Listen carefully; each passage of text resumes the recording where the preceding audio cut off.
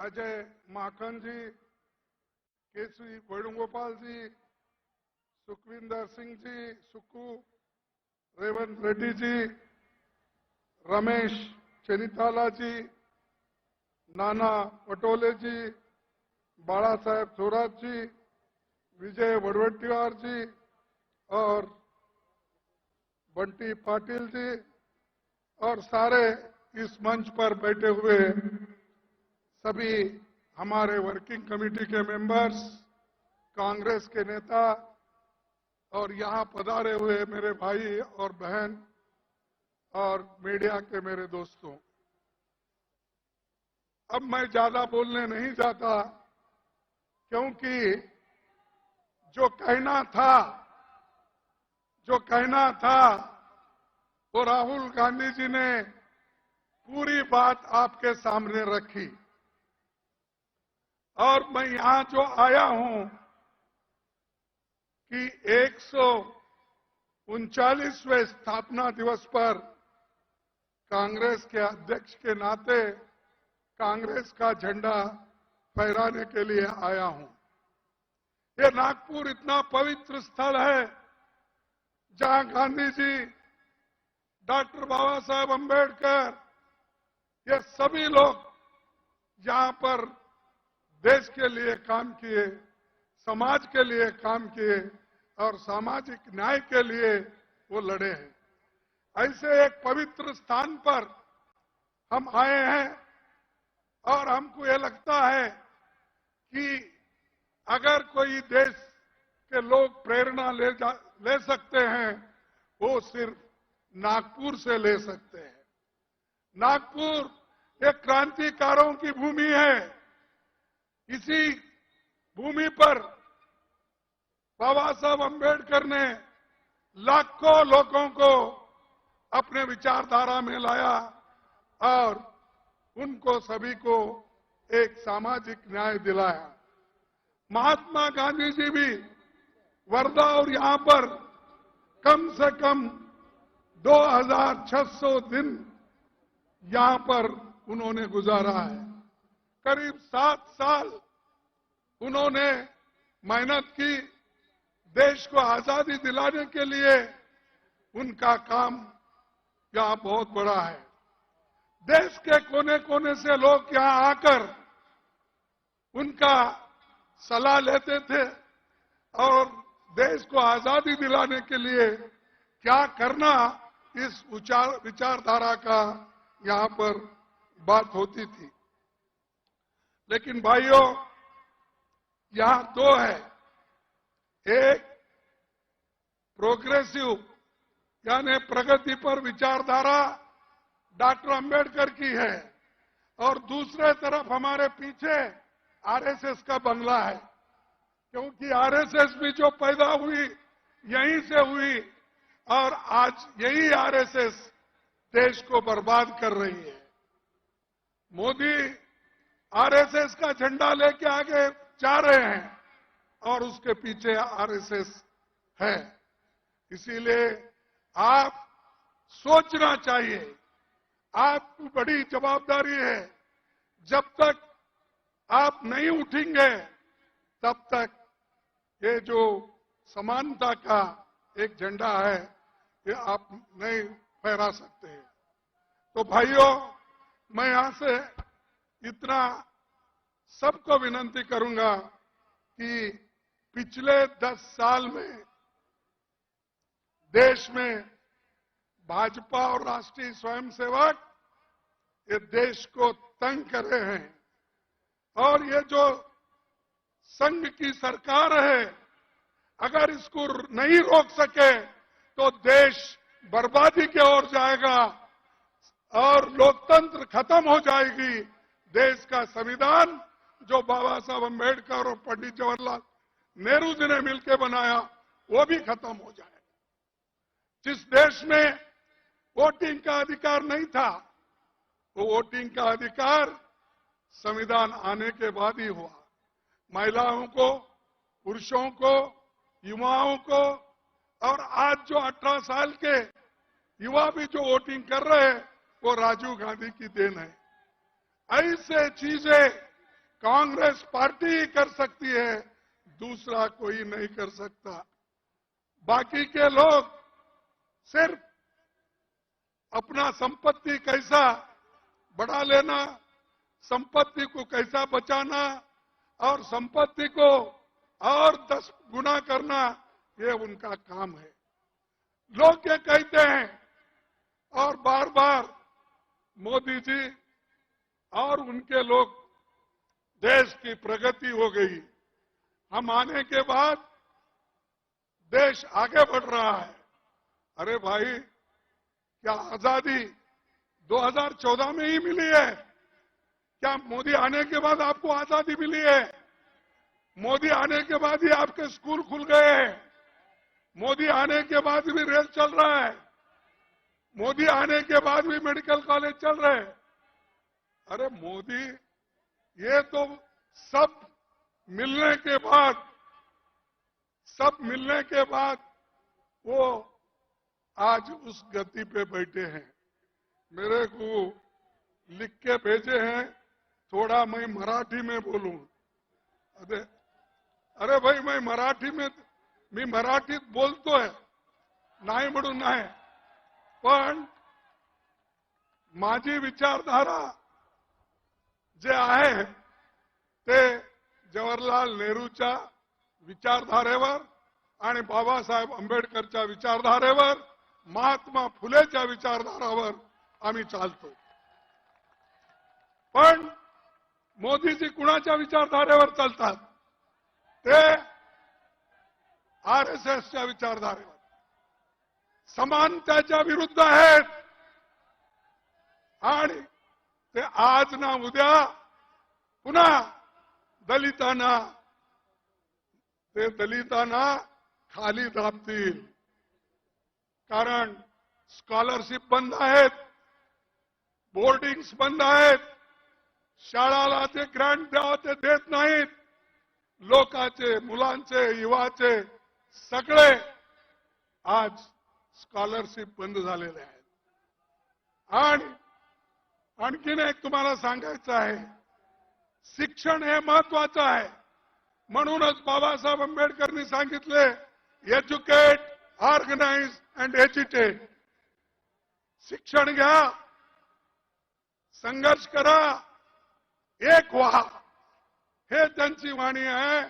ते आज आपण घेऊन चाललं पाहिजे। ते जर नाही घेतलं, तुम्ही विसरला, तर तुम्ही कुठेही राहणार नाही। जे काही मिळालं तेही जाणार आहे मोदीच्या सरकारमुळं, आरएसएसच्या लोकांमुळं। बंधूंनो, आज काय? आज लोकतंत्र खतरे में है। आज इतने इन्फ्लेशन, एवढा प्राइस राईज आहे, किंमत एवढे वाढलेत, आवश्यक वस्तूचे ते सगळे आकाशला, म्हणजे आकाशपर्यंत पोहोचलेले आहेत। त्याच्याबद्दल मोदी काही बोलत नाही। त्याच्यानंतर रोजगार, अनएम्प्लॉयमेंट इतका आहे, देशात 30 लाख नोकऱ्या खाली आहेत। पण 30 लाख नोकऱ्या खाली असताना सुद्धा मोदी ते भरत नाही। कारण की ते नोकरी भरला तर ते रिझर्वेशन त्याच्यात होईल, बॅकवर्ड क्लासला मिळतील, शेड्यूल कास्ट लोकांना मिळतील, आणि मागास वर्गाला मिळतील, आणि हे जे एसटी लोकांना मिळेल। म्हणून ते 30 लाख वॅकन्सी जे सरकारमध्ये खाली आहेत ते भरत नाही। आणि 8-10 हजार कुठं रिक्रुटमेंट केलं तर त्याचे जे हे आहेत नोकरीचे पट्टे तेच वाढतात। अरे आमच्या काळात डेप्टी सेक्रेटरी, अंडर सेक्रेटरी, कोणीतरी सेक्शन ऑफिसर पोस्ट ऑफिसने पाठवत होता नोकरीचे हे पत्र। आता मोदी साहेब स्वतः स्टेजवर येऊन ते फर्स्ट डिव्हिजन, सेकंड डिव्हिजनचे डॉक्युमेंट ते देतात। तुम्ही विचार करा, एक मनुष्य इतका खाली जातोय म्हणजे ते देशाला फार वाईट आहे. ते मी आता म्हणणं योग्य नाही, कारण दुसरा काही शब्द बोललो की आमचं एवढं केलेलं सगळं मातीत जात आहे. म्हणून मी त्याला आता छेडत नाही. दुसरा केव्हा तरी वेळ आली तर मी बोलतो. आज गरीब आणि श्रीमंतामध्ये फार आज हे झालेलं आहे. गरीब अति गरीब होत आहे, श्रीमंत अति श्रीमंत होत आहे. अरे या देशात आम्ही जेव्हा सरकार सोडली त्यावेळेला केवळ 5 लाख करोड रुपये आम्ही कर्ज सोडून गेलो होतो. पण आज मोदींनी देशावर 200 लाख कोटी रुपये कर्ज आज त्यांनी केलेलं आहे. 2 लाख करोड्स म्हणजे 200 लाख कोटी रुपये आमच्यावर कर्ज त्यांनी ठेवलंय आणि म्हणतोय सब ठीक है, सब खुशहाल है, हमने बहुत लोगों को आगे बढ़ाया. क्या आगे बढ़ाया? 200 लाख तो आपने कर्जा रखा और जो सहुलतें मिल रही थी वो सब एक एक होकर आप काट रहे हो, और जो इरिगेशन प्रोजेक्ट अपने थे वो भी काट रहे हो. म्हणजे प्रत्येक गोष्टीत ते लोक आज बजेट कमी करायचं आणि शेवटली सांगायचं की मी हे केलो ते केलो. अरे बाप, तुम्ही मणिपूरमध्ये ते लोक मरू लागलेत, तिथं अनेक स्त्रियांचं रेप होऊ लागलंय आणि लहान मुलं मरू लागलेत. तिथं मोदी जात नाहीत. कुठं जातोय? इनॉग्रेट करण्यासाठी अहमदाबादला डायमंड हाऊसला जातोय. मोदी कुठे जातात की त्यांना जे पाहिजे पार्लमेंट सोडून त्यांनी लखनौमध्ये राहतात. अरे एकीकडे पार्लमेंट आहे चाललेलं आहे, दुसरीकडे प्राईम मिनिस्टर होम मिनिस्टर हे बाहेर फिरतात. हे काय कुठंतरी असं होतंय? पार्लमेंट कशासाठी बोलवतात? आम्ही एमपी कशासाठी जातो? की लोकांचे मुद्दे तिथं ठेवण्यासाठी. लोक आता काय अनएम्प्लॉयमेंट आहे, बेरोजगारी जे आहे, तसंच जे इन्फ्लेशन आहे, हे सगळ्या गोष्टी आणि आपल्या किसानांचं फार्मर्सचं हे प्रश्न तिथं ठेवण्यासाठी आम्ही जातो. पण तिथं प्रधानमंत्री पायच ठेवला नाही, राज्यसभेत तरी पाय ठेवला नाही, मला वाटतंय लोकसभेमध्ये सुद्धा पाय ते ठेवलेच नाही. म्हणजे एवढी घृणा लोकसभेबद्दल राज्यसभेबद्दल आहे. आणि त्यांनी आम्हाला डेमोक्रेसी शिकवतोय. अरे डेमोक्रेसी प्रकार तुम्ही आत येत नाही आणि जे लोक पार्लमेंटमध्ये येऊन जे गॅस सोडले, वरून उडून आले, ते कसं आले, कोण आणलं? आज मी सांगतो तुम्हाला, एक बीजेपीचा एमपी त्यांना साईन करून दिला होता आणि त्याच्यामुळं ते सगळं झालं. पण ते एक एमपीला रक्षण करण्यासाठी, त्या एक एमपीला वाचवण्यासाठी 146 एमपीजना बाहेर घातले. आपल्या लोकांना बाहेर गाऊन सगळे कानून सगळे पास करून घेतले. हे क्या लोकतंत्र आहे? हे प्रजातंत्र आहे? नाही. नाही तर तुम्हाला त्यांना लेसन शिकवावं लागतंय, धडे शिकवावं लागतंय. तुम्ही जर त्यांना धडा नाही शिकवला पुन्हा हेच करणार. तो हे आता जसं आपले राहुल गांधीजी सांगितले, इंडिया अलायन्स हे एक होऊन बीजेपीच्या विरुद्ध आम्ही फाईट करणार आहोत. आणि इंडिया अलायन्स एक झालं तर बीजेपी कुठेही तुम्हाला दिसणार नाही, अशी शक्ती या इंडिया अलायन्स मध्ये आहे. पण त्याला कसं खतम करावं, आमच्यामध्ये कसं डिवाइड करायचं ते त्यांनी सुरू केलंय. आतापासून काय काय करता मंत्र मला माहित नाही, कारण हैदराबादमध्ये एक स्पीच मी त्यांचा ऐकला. जर रेवंत रेड्डीने काहीतरी एक भाषण केला, त्यावेळेला त्यानं सांगितलं, राजस्थानमध्ये त्यांनी सांगितलं, जर तिथला गहलोत हा जादूगार आहे तर मी चमत्कार करणारा माणूस, असं त्यांनी सांगितलं. म्हणजे त्यांनी सगळ्यांना कोणत्याही रीतीनं दाबून ठेवण्याचं काम करतोय, खोटं बोलतोय. आणि त्याच्यासारखं खोटं बोलणारा माणूस कुठेही तुम्हाला मिळणार नाही. काय केलं त्यांनी सांगितलं, तुम्हाला 2-2 कोटी नोकरी प्रतिवर्ष देतो म्हणला की नाही? मग मिळाले. कसं मिळत नाही हो? का तो प्रधानमंत्री आहे, खोटं बोलतोय? 15 लाख रुपये तुम्हाला देतो म्हणला, दिला नाही? दिला. मग का प्रधानमंत्री खोटं बोलतोय का आम्ही सांगणारे खोटं बोलतोय?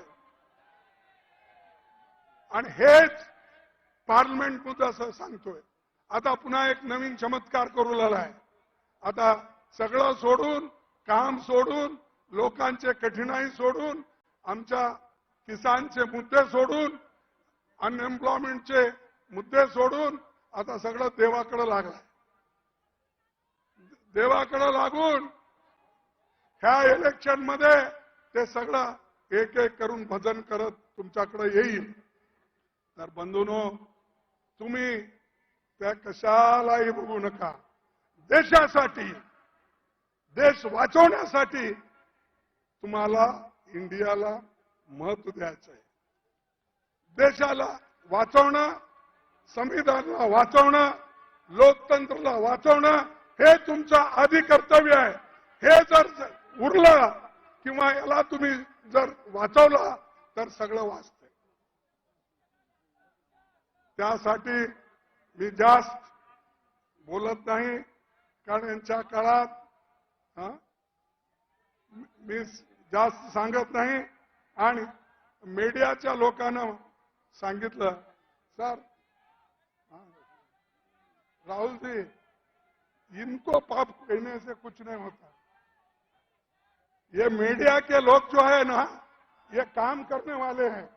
इनके पीछे जो है ना, उनको पकड़ना पड़ता हमको. इनके पीछे जो कॉरपोरेट कंपनीज है, ये तो पाप मजदूर है, सैलरी लेने वाले हैं. नहीं तो उन्होंने अगर रिपोर्टिंग ठीक नहीं करे तो दूसरे दिन निकाल देते हैं. तो वो डर के वो मालिक जो बोलता वही लिखते हैं. तो इसीलिए हमको यही कहना है कि यहां करके कॉरपोरेट कंपनियां, अमीर लोग जो कांग्रेस को खत्म करने के लिए मोदी को सपोर्ट कर रहे हैं, मोदी को फंड दे रहे हैं, उसके तरफ हमको देखना है. तो इससे मैं ज्यादा सवाल नहीं उठाता हूं. हम जो तेलंगाना में जीते, जरा हमारा हौसला बढ़ा. कर्नाटक जीते, ये सब हमने जीते.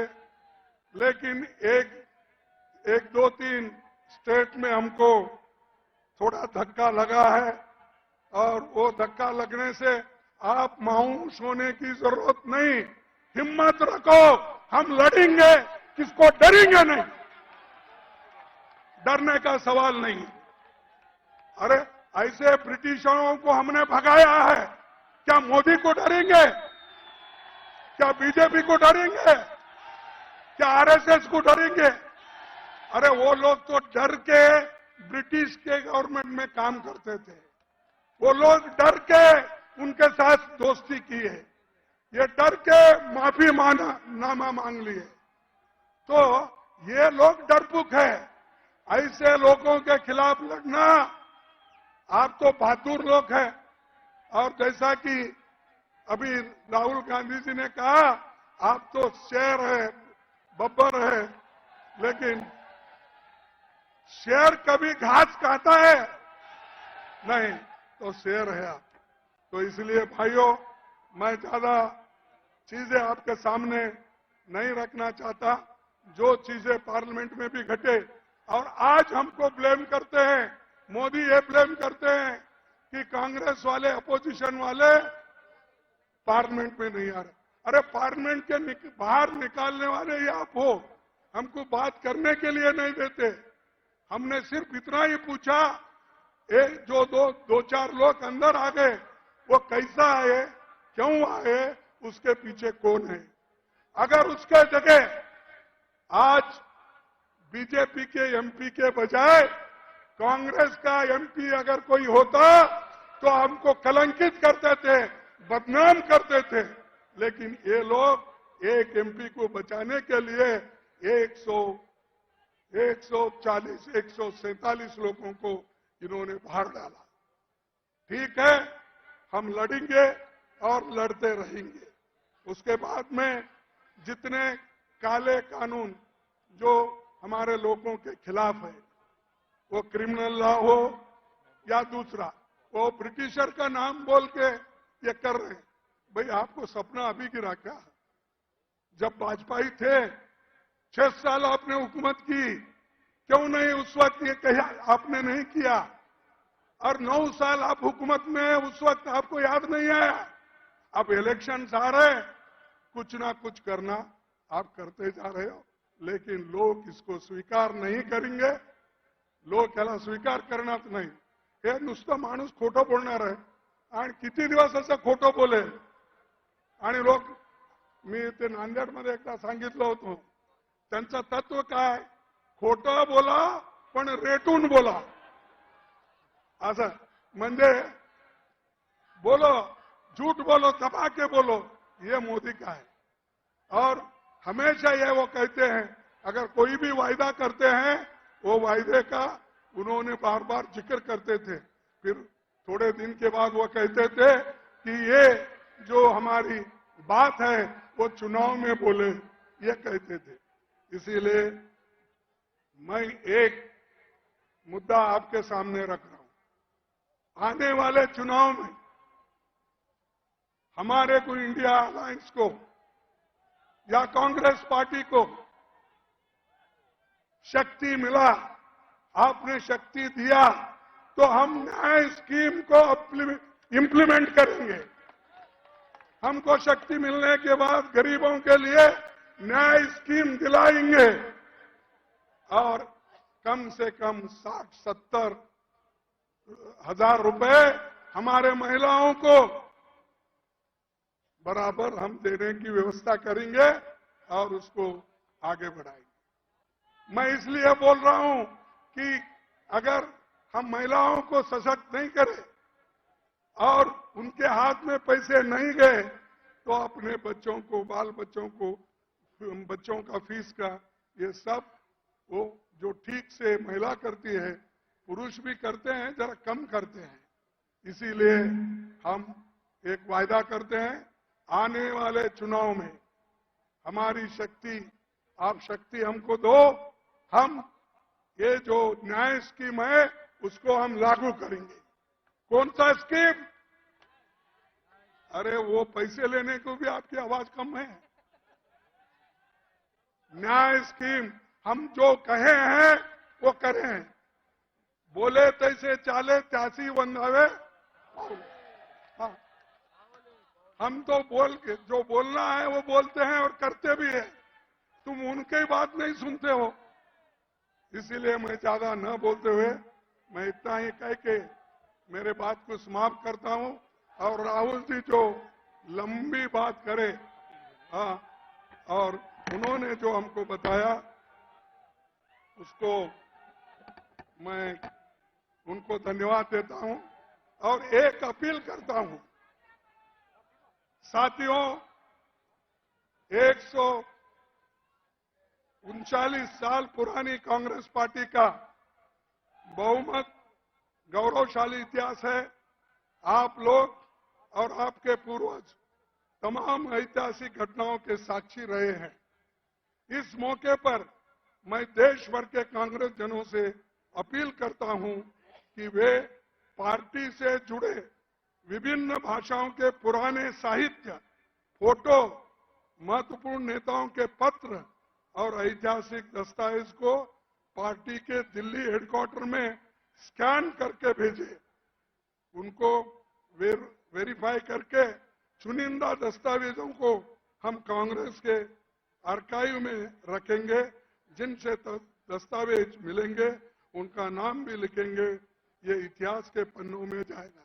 जो भी आपके पास कांग्रेस के बारे में लिखे हुए कागज है, जो महात्मा गांधी जी के हो, पंडित जवाहरलाल नेहरू जी के हो, वल्लभ भाई पटेल के हो, अब्दुल कलाम आजाद के हो, किसके भी हो, जैसा कि यहाँ पर 3 तो हमारे अधिवेशन हो गए और फैजपुर जो वहां पर भी एक नेहरू जी के नेतृत्व में फैजपुर में भी एक अधिवेशन हुआ।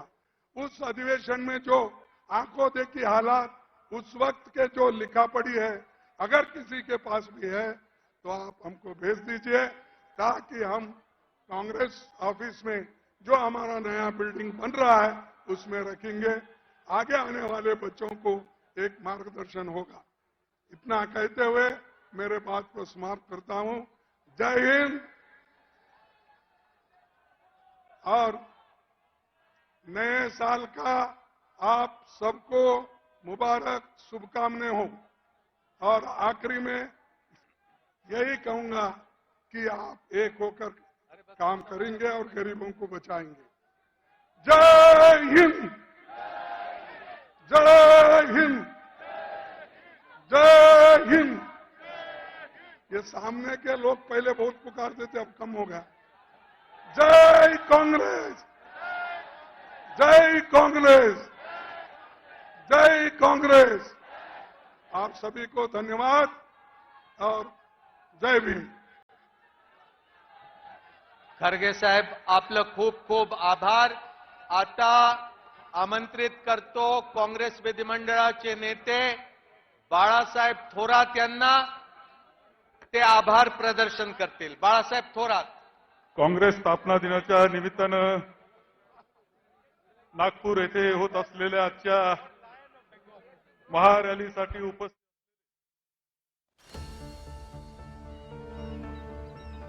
जो बनकर मेरा हमसफर आएगा, सिर्फ उसी को फर्क नजर आएगा।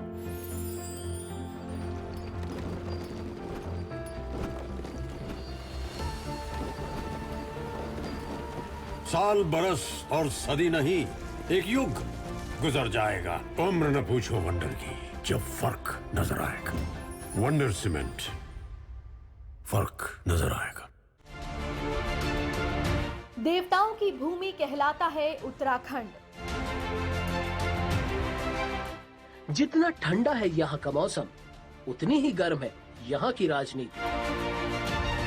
विकास की बातें भी हैं और विपक्ष के आरोप भी। कुदरत की मार भी और आम लोगों की समस्याएं भी। देखिए A1 उत्तराखंड रोजाना सुबह 6:30 बजे, दोपहर 2:30 बजे और शाम 6:30 बजे।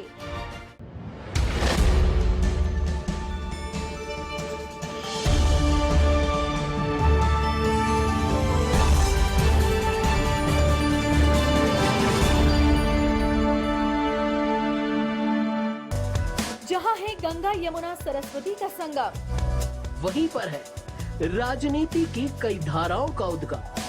देश को दिशा देता एक प्रदेश, जहां से नेतृत्व पाता है अक्सर ये देश। ढेर सारी खबरों का खजाना है उत्तर प्रदेश। हम इन खबरों से करवाएंगे आपको रूबरू। देखिए A1 उत्तर प्रदेश प्रतिदिन सुबह 6 बजे, दोपहर 2 बजे और शाम 6 बजे। जो बनकर मेरा हमसफर आएगा, सिर्फ उसी को फर्क नजर आएगा।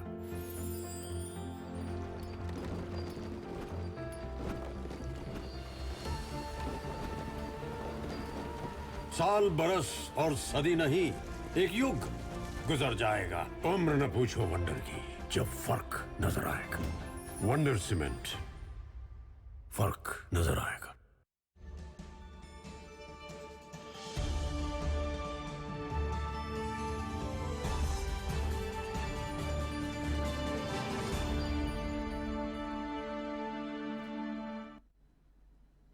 नमस्कार, आप देख रहे हैं एवन टीवी। आपके साथ हूं मैं सदफ फातिमा। बुलेटिन की शुरुआत करेंगे इस वक्त की हेडलाइंस के साथ।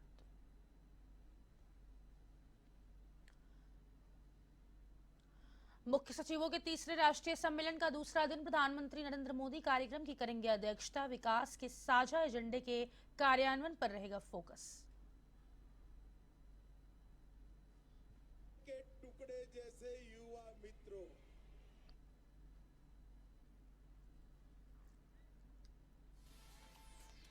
कांग्रेस का 139वां स्थापना दिवस आज दिल्ली में मल्लिकार्जुन ने किया ध्वजारोहण। वहीं सोनिया गांधी, राहुल गांधी और खड़गे सहित कई नेता रहे मौजूद। नागपुर में मेगा रैली को करेंगे संबोधित।